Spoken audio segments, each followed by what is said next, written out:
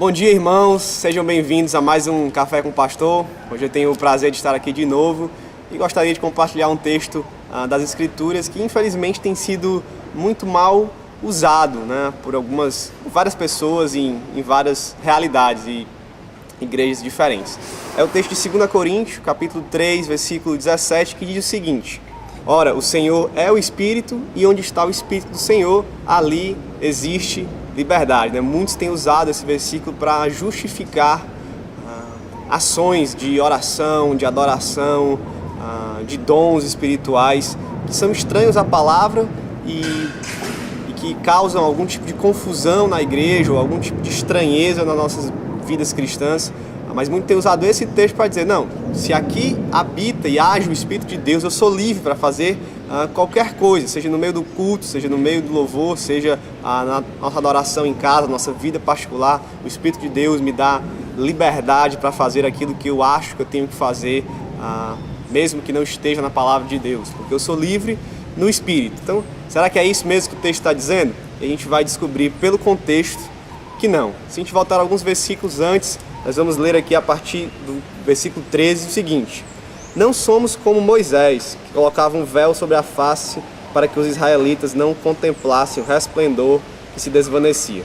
Na verdade, a mente deles se fechou, pois até hoje o mesmo véu permanece quando é lida a antiga aliança. Não foi retirado, porque é somente em Cristo que ele é removido. Então Paulo está falando de um véu que pelo pecado tem coberto a mente das pessoas que estão lendo a antiga aliança, estão lendo a palavra de Deus, e que esse véu, como diz lá em Romanos capítulo 3, verso 11, não há quem entenda, não há quem busque a Deus pela nossa capacidade que foi manchada pelo pecado. Então Paulo está dizendo aqui que somente Cristo pode retirar esse véu através da salvação e através do próprio Espírito Santo que nos dá essa liberdade. Então ele continua dizendo até chegar ao versículo 16 e diz: Mas quando alguém se converte ao Senhor, o véu é retirado por obra do Espírito Santo. E aí vem o versículo 17 falando de que essa liberdade que nós temos é a liberdade no Espírito de entendermos, de nos satisfazermos, de nos agradarmos da palavra de Deus, quando pela conversão esse véu é retirado. Então a liberdade aqui é uma liberdade desse véu, dessa nuvem que encobre as nossas mentes para que a gente não entenda o Evangelho. Deus retirou isso de nós na conversão, quando ele nos regenerou.